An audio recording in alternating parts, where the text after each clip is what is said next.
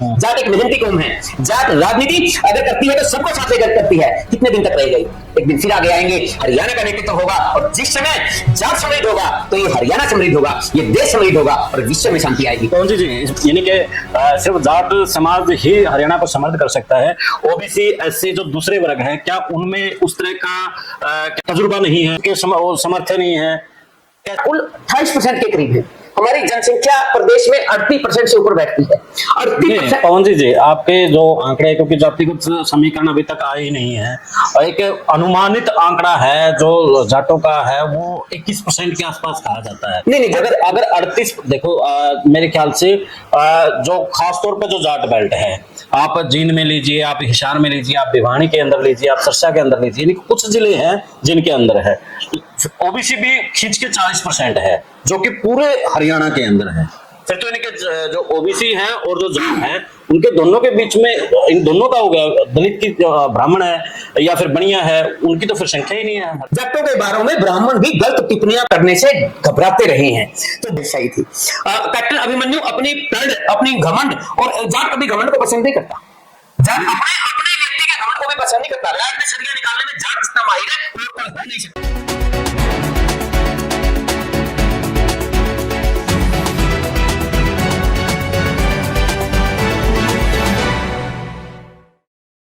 सभी को नमस्कार, राम राम। मैं कुलदीप खंडेलवाल, द विश्व प्रेम न्यूज। आज हमारे साथ पवनजीत बनवाला जी हैं जो कि अखिल भारतीय जाट महासभा के राष्ट्रीय अध्यक्ष हैं।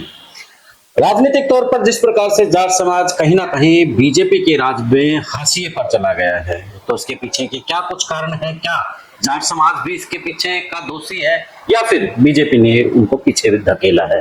राजनीतिक कारण है, सामाजिक कारण है या आर्थिक कारण है? आखिर क्यों अब जाट समाज की राजनीति में पीछे की तरफ धकेला जा रहा है? क्या साजिश के तहत धकेला जा रहा है? क्या कुछ है?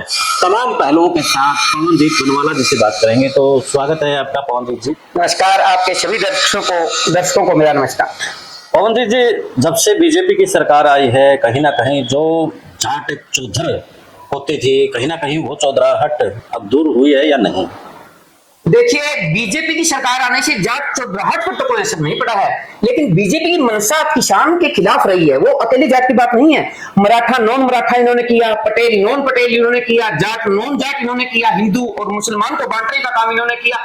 तो एक फूट डालकर राज करने की नीति बीजेपी ने अपनाई है। और हरियाणा में चूंकि जाट एक मार्शल कौम है, एक दबंग कौम है और संपन्न कौम भी है, राजनीतिक तौर पर भी हम समृद्ध थे, तो इस कौम को विशेष तौर पर टारगेट बनाकर बीजेपी अपने लक्ष्य कुछ समय के लिए हासिल करते हुए नजर जरूर आ रही है। पवन जी, जिस तरीके से जिस भी स्टेट में जाए वहां पर कहीं ना कहीं एक दूसरा पैटर्न खड़ा ही हो जाता है। जैसे योगी कहते हैं यूपी के अंदर 80-20 का मामला है, हरियाणा में जाट नॉन जाट है, लेकिन हरियाणा में जिस तरीके से जाट को टारगेट किया गया, तो क्या आप कहीं ना कहीं जाट समाज में भी इस बात को लेकर के दोषी मानते हैं या फिर उनके साथ एक साजिश हुई है? क्या कुछ लगता है आपको? देखिए, बीजेपी का दुष्प्रचार काम करता है। जाट कभी भी अन्य जातियों से अलग नहीं रहा। हम दलितों को साथ लेकर चलने में, पिछड़ों को साथ लेकर चलने में, माइनॉरिटी को साथ लेकर चलने में हमारे पूर्वजों ने हमेशा यही काम किया है। अगर कोई गांव बसाया हमारे पूर्वजों ने हरियाणा में, आप जानते हैं अधिकांश गांव हरियाणा में जाटों के बसाए हुए हैं, तो वहां पर दलित भाई को अपनी जमीन देकर बसाया, दूसरी ओबीसी समाज के लोगों को अपनी जमीन देकर बसाया, माइनॉरिटी को अपनी जमीन देकर बसाया। जब कोई अपना हिस्सा देकर किसी भाई को दूसरे भाई को बसाता है, तो ये जो जहर घोला गया, जो ये दुष्प्रचार किया गया, ये पूर्णतः गलत था। इसमें जाट कौम का तो कोई दोष था ही नहीं। आप एक बार देखिए, मेरे 10 एकड़ जमीन है, 5 एकड़ जमीन में किसी खाती भाई को दे रहा हूँ, किसी दलित भाई को गांव में बसा रहा हूँ, खाती भाई को बसा रहा हूँ, तेली भाई को, हर कौम के भाई को मैं अपनी जमीन देकर बसा रहा हूँ, तो जहर कहां से आ जाए? नहीं, एक चीज और है पवन जी, जिस तरीके से हम अगर लेते हैं हरियाणा के चौधराहट में ज्यादातर जो सीएम बने हैं वो जाट समाज से बने हैं। चाहे आप बंसी लाल को लीजिए, चाहे ताऊ देवीलाल को लीजिए, चाहे भूपेंद्र सिंह हुड्डा को लीजिए।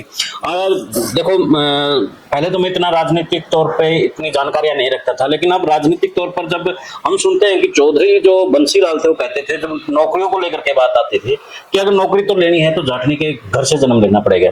भूपेंद्र सिंह हुड्डा पर आप लीजिए, वो कहते थे कि मैं पहले जाट हूँ फिर सीएम हूँ। इन शब्दों ने कहीं ना कहीं जो जाट और नॉन जाट के बीच में एक दीवार खड़ी कर दी, और जिसका फायदा कहीं ना कहीं भाजपा ने उठाया है। जो वो दूसरा जो वर्ग था उसके अंदर कहीं ना कहीं कुछ हिंट तो होगी कि हम लोग भी सरकार बनाते हैं, और जो हम जिसको मुखिया बनाते हैं वो अपने कौम की बात करता है। फिर देखिए पत्रकार महोदय, ये बहुत गहरी साजिश है। तो आपको जितनी आसान दिखाई दे रहा है ऐसा मामला है नहीं, बहुत डीपली मामला है, गहराई का मामला है। आप देखिए, मैंने आरटीआई के आंकड़ों से जानकारी प्राप्त की कि सरकारी सेवाओं में जाट कुल 28% के करीब है। हमारी जनसंख्या प्रदेश में 38% से ऊपर बैठती है। 38%। पवन जी, आपके जो आंकड़े, क्योंकि जातिगत समीकरण अभी तक आए ही नहीं है, एक अनुमानित आंकड़ा है जो जाटों का है वो 21% के आसपास कहा जाता है। नहीं, अगर 38, देखो मेरे ख्याल से जो खासतौर पर जो जाट बेल्ट है, आप जींद में लीजिए, आप हिसार में लीजिए, आप भिवानी के अंदर लीजिए, आप सरसा के अंदर लीजिए, कुछ जिले हैं जिनके अंदर है ओबीसी भी खींच के 40% है, जो कि पूरे हरियाणा के अंदर है। फिर तो इनके जो ओबीसी है और जो जाट है, उनके दोनों के बीच में, इन दोनों का हो गया, दलित की ब्राह्मण है या फिर बनिया है, उनकी तो फिर संख्या ही नहीं है हरियाणा के। देखिए मैं आपको बताऊं, जाट आरक्षण आंदोलन के दौरान हमने प्रत्येक क्षेत्र में जाकर अपनी जाटों की जनसंख्या का अपने हिसाब से सर्वे करवाया। तो वहां पर जो जट सिख और जाट है ना, ये कौम एक ही है, सिर्फ बोलने का लहजा अलग है। सिख बोल देते हैं उसको, हमारा एक भाई पगड़ी बांधने लग गया वो सिख बन गया।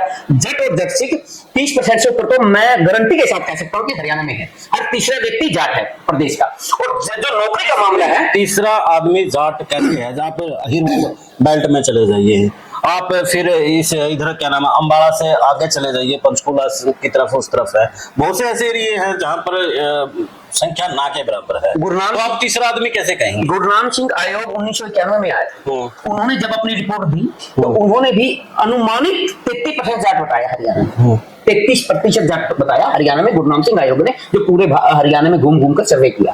तो हर तीसरा व्यक्ति जाट 33% के हिसाब से ही बनता है। और जाटों की जो नौकरियां है ना, नौकरियों के मामले में एक दुष्प्रचार करा दिया। आप एक बात बताइए मेरे को, सुप्रीम कोर्ट की स्पष्ट गाइडलाइंस है कि आपको 17% एससी है, 27% का ओबीसी का रिजर्वेशन है, ये रिजर्वेशन 50% के करीब बैठता है। नहीं, उसमें तो तब आरटीआई भी आई थी कि जहां पर एक ओबीसी को लेकर के जो कैटेगरी निकलती थी उसमें दिखा दिया जाता था कि यहाँ पर कम फार्म ही नहीं आए, वो नहीं आए। वहां पर भी, ये मेरा आरोप नहीं है, उस वक्त जब पीक पर था जाट नॉन जाट, तो शायद राजकुमार सैनी ने इस बात को लेकर के मुद्दा बनाया था और उन्होंने ये आरोप लगाया था कि जो नौकरियों में ज्यादा संख्या है वो जाटों की ज्यादा है। राजकुमार सैनी उस समय जो बात कहते हैं और आप जो बात कहते हैं, आज उनसे पूछिए, वही खुद कह रहे हैं कि जिसकी जितनी भागीदारी उसकी उतनी हिस्सेदारी, और उस हिसाब से जाट कौम भी पीछे है, ओबीसी भी पीछे है। हम तो कहते हैं जिसकी जिसकी भागीदारी और हिस्सेदारी की बात करेंगे तो भी जाट कौम हरियाणा में सरकारी नौकरियों के मामले में पीछे है। दूसरी बात, आज कोई अंतरता का टाइम नहीं है कि किसी ओबीसी ने फार्म भरा और आप उसको कह दे कि आप ओबीसी के तो यहाँ पर पोस्ट नहीं है, ये नहीं है, ये सारा बात है।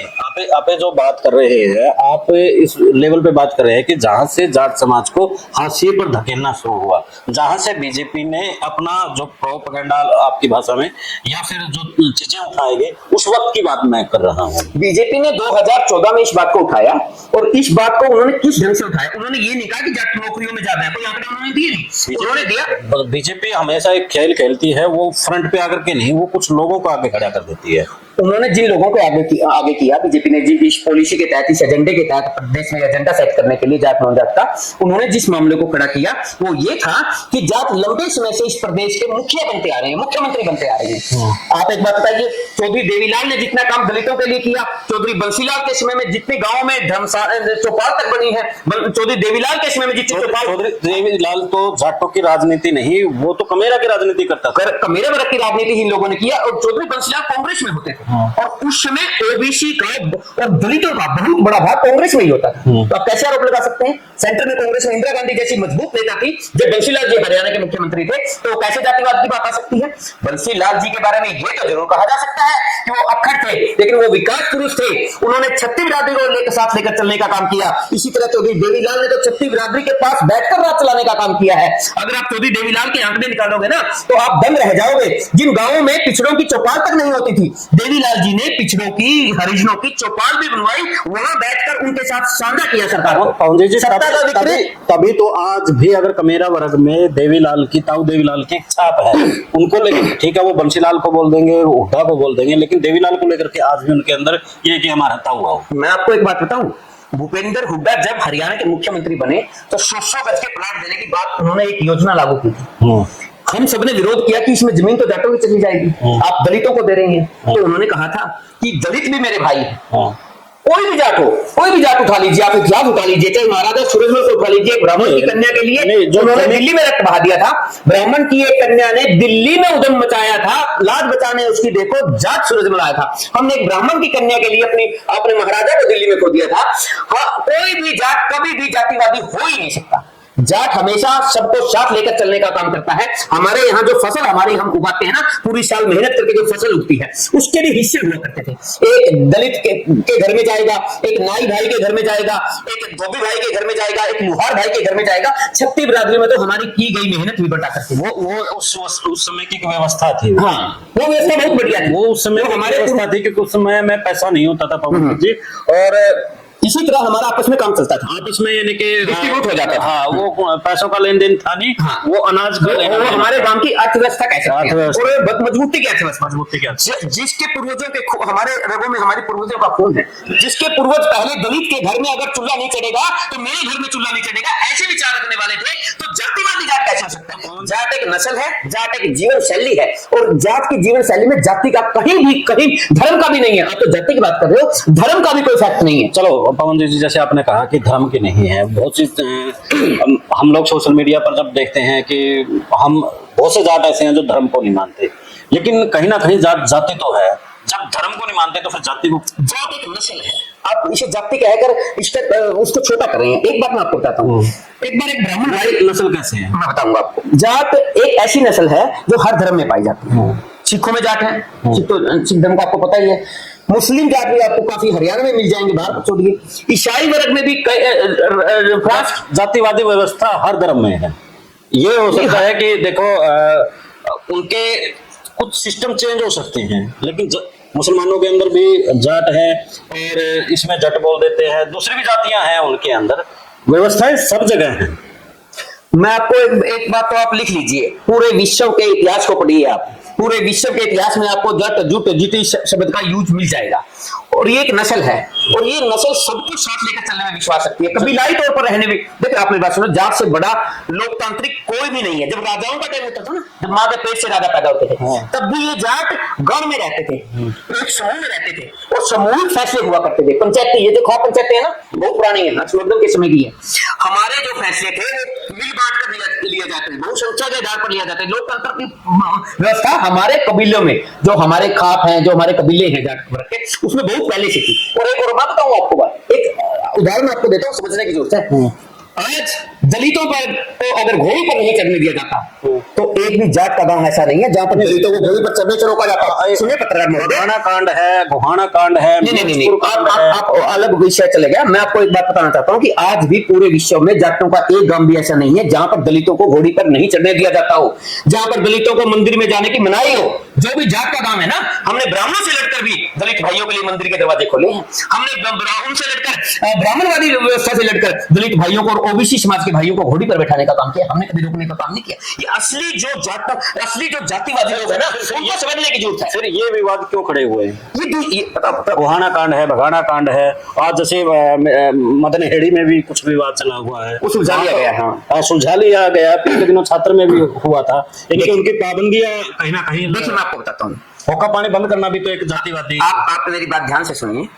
जहां दो बर्तन होते हैं ना, मेरे परिवार में भी अगर 5 सदस्य है तो शायद उनके विचारधारा भी अलग मिल सकती है। दो बर्तन हमारे हरियाणा में कहते हैं, हमारे खापों में कहा जाता है कि 2 बर्तनों आने से खड़कते बिगे। गांव में अगर दो व्यक्तियों के बीच का, आज आप मेरे मित्र हैं, हम साथ बैठ के खाना खाते हैं, मित्रता निभाते हैं, सारी बात है।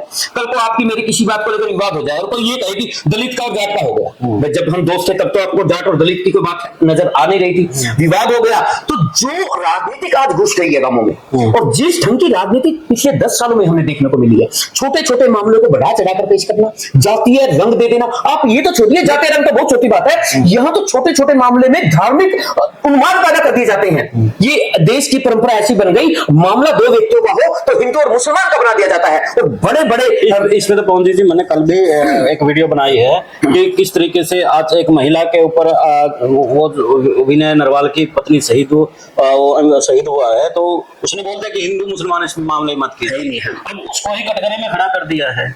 जब किसी हिंदू लड़की का रेप होता है या कोई घटना घट जाती है तो उसको दूसरे तरीके से, ये तो आज का कल्चर हो आप गया। समझ गए ना इस बात को? यही नहीं कहूंगा मैं, यही मैं कहना चाहता था, राजनीतिक व्यवस्था की वजह से बनाई गई है ये छोटे छोटे मुद्दों को बड़ा बनाकर जातीय रूप दे देना बहुत गलत है। ऐसा नहीं होना चाहिए। मैं विश्वास दिलाता हूं अपनी कौम की तरफ से, मेरी कौम कभी भी किसी से ईर्ष्या नहीं रखती। मेरी कौम छठी बिरादरी को साथ लेकर चलने में विश्वास रखती है। हम वो लोग हैं जो अपनी मेहनत का भी किसी और को देकर, किसी के घर में कोई भूखा ना रहे। जातों की ये बहुत महत्वपूर्ण बात है। अगर आप जात हिस्ट्री को पढ़ोगे, जातों के गहराई में जाने की बात करोगे, जाति इतिहास के, तो आपको पता चलेगा हमारे बुजुर्ग खुद तो भूखा रह जाते थे, लेकिन गांव में कोई दलित का बच्चा भूखा ना रहे, कोई पिछड़े वर्ग का बच्चा भूखा ना रहे, बल्कि बच्चों को कहते थे जय बोरी गेट का आ जाए, जय तो उनका गेट का उसका खाते का आज रोटी भी खाना पड़े तो गेट का, और कहते बाबू अपना देखो नहीं आप तो फिर भी ले लेंगे तो गेट का। इस तरह की विचारधारा मेरे बुजुर्गों ने आगे बढ़ाई है। ये तो एक कहावत भी है पवन जी की जाट के वो तो गंडा की गंडेरी तो देवे नहीं, बेली दे दे। और बेली दे दे। तो ये तो होता है कि ये बहुत इसी कहावत में एक बड़ा मैसेज छुपा हुआ है। तो उससे आगे हम राजनीतिक व्यवस्था, ये लंबा चला जाएगा। राजनीतिक व्यवस्था पे आते हैं हम, हरियाणा की राजनीति के ऊपर। जैसे भूपेंद्र सिंह हुड्डा ने जैसे ही जाट राजनीति की बात करी, वो कहीं ना कहीं हाशिए पे चले गए। उससे पहले ओम प्रकाश चौटाला सबकी बात करते थे, लेकिन उसने जैसे ही, क्योंकि कहा जाता था हरियाणा में कि जो नौकरियां थी ज्यादातर इसके चौटाला के टाइम में ओबीसी और एससी को ज्यादातर लगाया गया था, जबकि वोट बैंक उसका जाट था। जाट लीडर के तौर पे जैसे उसकी पहचान हुई वो पीछे चला गया। अब आप आइए, कैप्टन अभिमन्यु, अभय सिंह चौटाला, जितने भी बड़े लीडर हैं, उन्होंने जैसे ही जाट समाज की बात की वो पीछे चले गए। कैसे देखते हैं आप इसे? तो यानी कि आगे से जाट समाज की जो राजनीति है वो भी ज्यादा हाशिए पे जाएगी। नहीं, पता भी क्या बात थी कैप्टन अभिमन्यु की, जहां तक बात है बीजेपी में, मैंने कैप्टन अभिमन्यु, ओम प्रकाश धनखड़, तमाम ऐसे नेता हैं। मैंने एक उदाहरण के तौर पे बात की है कि जिसने बात की है वो पीछे गया है, तो सभी वर्ग को साथ लेकर चले हैं, वो कहीं ना कहीं कामयाब हुआ। नहीं, सभी वर्ग का मतलब क्या? सभी वर्ग आप को जब साथ लेकर चले नहीं। आप जब ओम प्रकाश चौटाला पहले आया उसने सबकी बात करी, जब भूपेंद्र सिंह हुड्डा शुरू में आया उसके बाद उसने चुनाव लड़ा, सरकार बनी, लेकिन लास्ट के टाइम में आकर के उसने उसके दिमाग में कहीं ना कहीं यही खुरापात होगी कि मैं अब जाटों का लीडर बनता हूं। जैसे उसने कही, उसके बाद उसकी राजनीति कहां गई? देखिए, उसकी राजनीति नहीं, कांग्रेस की राजनीति पूरे देश में खत्म हो गई। इसके साथ ही हुड्डा की कांग्रेस में, लेकिन आज बीजेपी का राज है, लेकिन फिर भी जाट तो स्टैब्लिश तो नहीं हो पा रही है। देखिए, आज बीजेपी का राज, देखो मैं कोई ज्यादा ये गहराई से टिप्पणी तो नहीं कर पाता, लेकिन मैं ये जरूर कहूंगा कि बीजेपी ने जाटों के साथ जितना छल किया है शायद आज तक किसी राजनीतिक पार्टी ने नहीं किया। इस तरह का छल दिल्ली में, अब आप दूर बहुत गड्ढे मुद्दे उखाड़ेंगे तो काफी लंबा चला जाएगा। अब दिल्ली में ही जाटों के वोट ले लिए, साहिब सिंह वर्मा के लड़के को आगे तक मुख्यमंत्री बनाने की बात आई तो किसी अन्य समुदाय का बना दिया। अब तो ये लगने लगा, अगर आप जाटों के पढ़े लिखे बच्चों से पूछोगे ना, गहराई में जाकर पूछोगे, धरातल पर जाकर पूछोगे, तो अब तो ये लगने लगा कि हिंदू तेरे 3 पूत, ब्राह्मण बनिया राजपूत, और बाकी ओबीसी कहां जाए, माइनॉरिटी कहां जाए, दलित कहां जाए। और जाट नॉन जाट की बात करने वाले तो मुझे बहुत तरस आता है।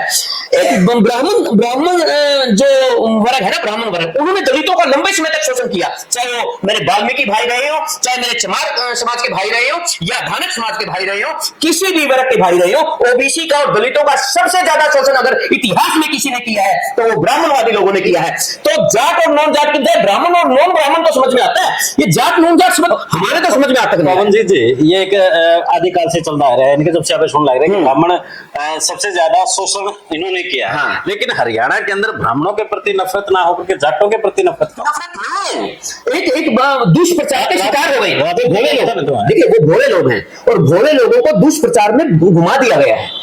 मैं तो आप कह रहे थे कि आज पढ़ाई लिखाई का जमाना है, कोई वो नहीं है, अब आप कह रहे हैं कि ओबीसी एससी हो वो भोले लोग। पता भी क्या बात है, एक प्रोपगंडा बहुत तेजी से चल रहा है जो हिंदू और मुसलमान को बांटने की बात करता है। पता हिंदुओं को भी है, हिंदू और मुसलमानों, हिंदू मुस्लिम सिख ईसाई आपस में सब भाई भाई ऐसे नारे चलने वाले देशों में आज हिंदू और मुसलमान एक दूसरे के दुश्मन बनकर खड़े हो गए हैं। ये उसी प्रोपगंडा के तहत है। और उसी प्रोपगंडा के तहत मेरे दलित भाइयों को मैं एक बात बताऊंगा आपको, हमारे यहाँ चमार कौम है, चमार कौम और जाट कौम मिलकर खेतों में काम करती थी। चमार कौम ही जाटों के अधिकांश कार्य को करती थी।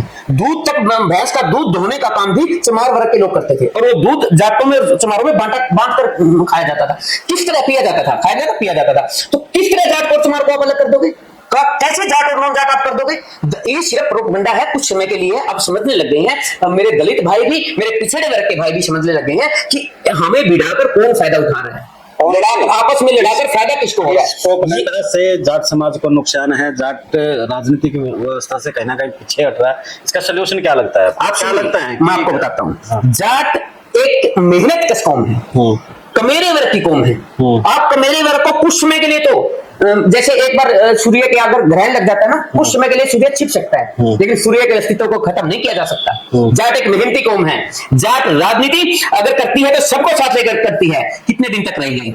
एक दिन फिर आगे आएंगे, हरियाणा का नेतृत्व होगा, और जिस समय जाट समृद्ध होगा तो ये हरियाणा समृद्ध होगा, ये देश समृद्ध होगा और विश्व में शांति आएगी। कौन सी चीज इस बात में मेरा बहुत मत मानिएगा, यानी कि सिर्फ जाट समाज ही हरियाणा को समृद्ध कर सकता है। ओबीसी, एससी जो दूसरे वर्ग है, क्या उनमें उस तरह का क्या बोलते हैं कि तजुर्बा नहीं है, या उनके अंदर उस चीज के समर्थन नहीं है? कैसे ये बात कह रहे हैं आप? बहुत ज्यादा समर्थन है मेरे दलित भाइयों में। ये बाबा भीमराव अंबेडकर की कौम है, जिन्होंने संविधान लिख दिया देश का।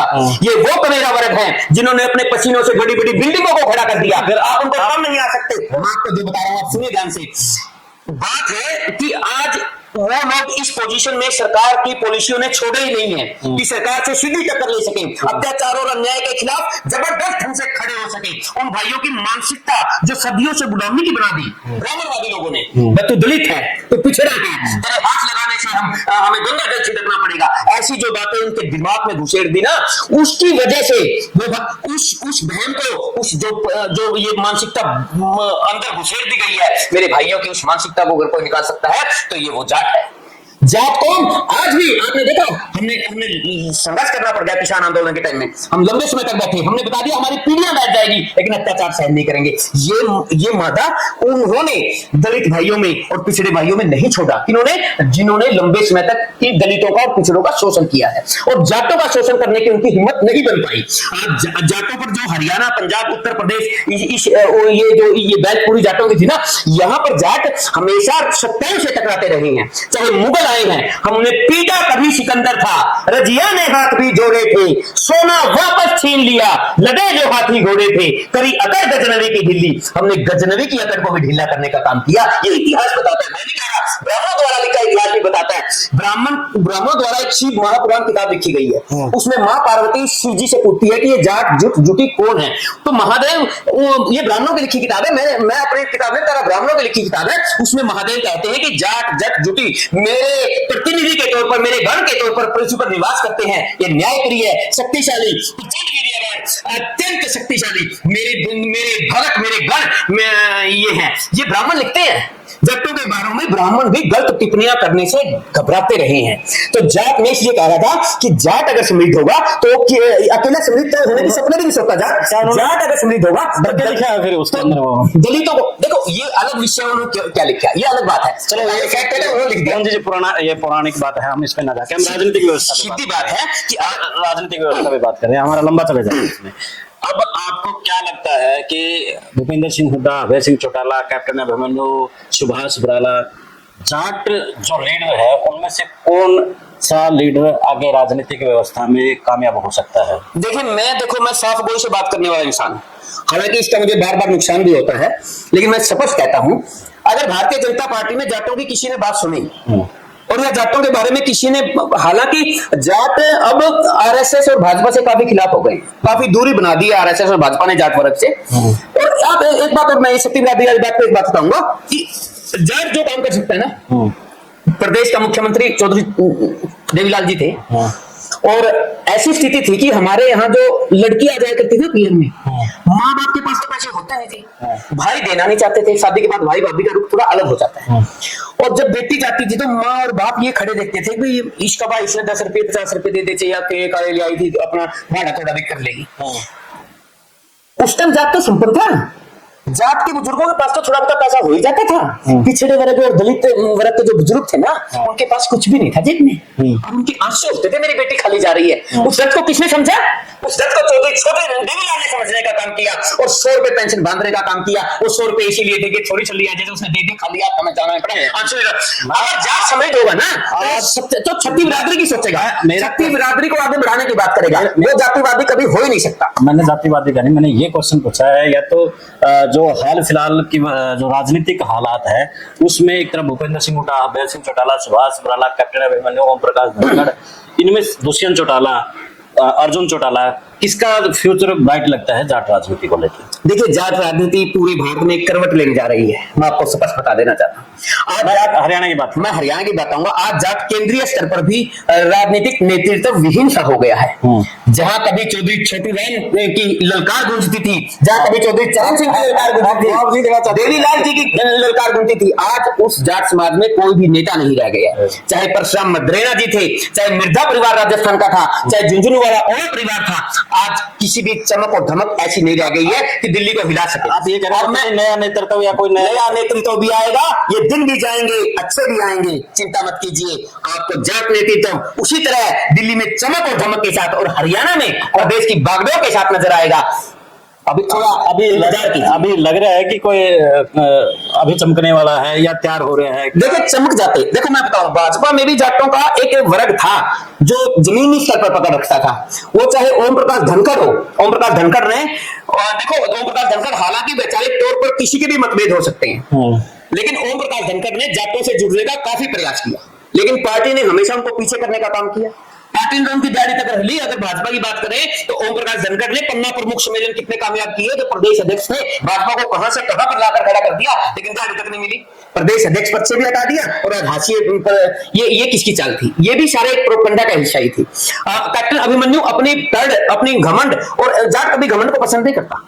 जाट अपने व्यक्ति के घमंड को भी पसंद नहीं करता। राज में सरिया निकालने में जाट जितना माहिर है और कोई हो नहीं सकता। अगर कोई ये कहे कि मैं 12 से 1 बजे तक मिलूंगा, बाकी नहीं मिलूंगा, ये करूंगा, वो करूं, तो जाटों ने बड़े बड़े राजाओं की भी मरोड़ को निकालने का काम किया है। तो इसी तरह एक हो गए। और जो जाटों के रीढ़ वही नेता है ना, जिनका जाटों में आधार ही नहीं है। अब वो खट्टर के पास लग गए, खट्टर के पास से जिंदाबाद बुलवा ली, और वो कहीं चले गए, को बन गया। तो ऐसे नेताओं को जो अपनी जाति का नहीं हो सकता, जो अपने घर में जिसकी नहीं चलती हो। हमारे यहाँ एक बात कही जाती है, मैं जिसकी लगाई भी नहीं मानती हो नहीं, बैर खामो खाएगी राजनीति, क्या करे भाई, तेरा घर मैंने तो नहीं चल देगी दो। चलो पवन जी, हम फिर चर्चा करेंगे इसके ऊपर, क्योंकि हमारा प्रयास यही रहता है कि थोड़े पार्ट में बात की जाए, क्योंकि लोगों का जो सुनने की क्षमता है नहीं, वो शॉर्ट बना दी है फेसबुक ने। वो कोशिश करा कि 58 सेकंड में हम सारी बात सुनने मिलता है। पे आपका इतने लंबे बोलना है नहीं, यहाँ पे आपका इंतजार रहेगा। आपका बहुत बहुत धन्यवाद, और आपके सभी दर्शकों को मेरी राम राम। एक बार ये संदेश देता हुआ कि जाट जातिवादी ना था, ना है, ना होगा। हम सदैव सबको साथ लेकर चलने में विश्वास रखने वाले इंसान है। हमारा खून और हमारी नस्ल ही हमें ये संदेश देती है, हमारे कबीलाओं की हमारी संस्कार है ये, कि हर व्यक्ति को साथ लेकर चले, हर व्यक्ति समृद्ध हो, सबके समृद्धि। अगर गरीब के घर में समृद्धि होगी, अगर दलित के घर में समृद्धि होगी, अगर पिछड़े के घर में समृद्धि होगी, अगर माइनॉरिटी के घर में समृद्धि होगी, तभी उस समृद्धि का फायदा है। अगर हमारे अकेले घर में समृद्धि हो और चारों तरफ भूख और हाहाकार हो, तो वह समृद्धि हमें पसंद नहीं। हमें पसंद है कि हमारे सारे भाई समृद्ध हो, सबके चेहरे पर खुशी हो। ऐसी भावना के साथ सबको राम राम कहता हुआ मैं अपनी वाणी को विराम देता हूं। धन्यवाद। तो अभी आपने पवनजीत बनवाला को सुना, और जाट समाज के जिस तरीके से राजनीतिक हाशिए पर चला गया है, तो उन सवालों के जवाब कहीं ना कहीं पवनजीत बनवाला ने दे दिए हैं। कुछ बाकी है, तो उसके लिए आप लोगों के साथ में फिर जुड़ेंगे। देखते रहिए विश्व प्रेम न्यूज चैनल, और हमारे चैनल को आप शेयर, सब्सक्राइब करने के साथ में फॉलो भी कर लें। दे इजाजत। जय हिंद, जय भारत।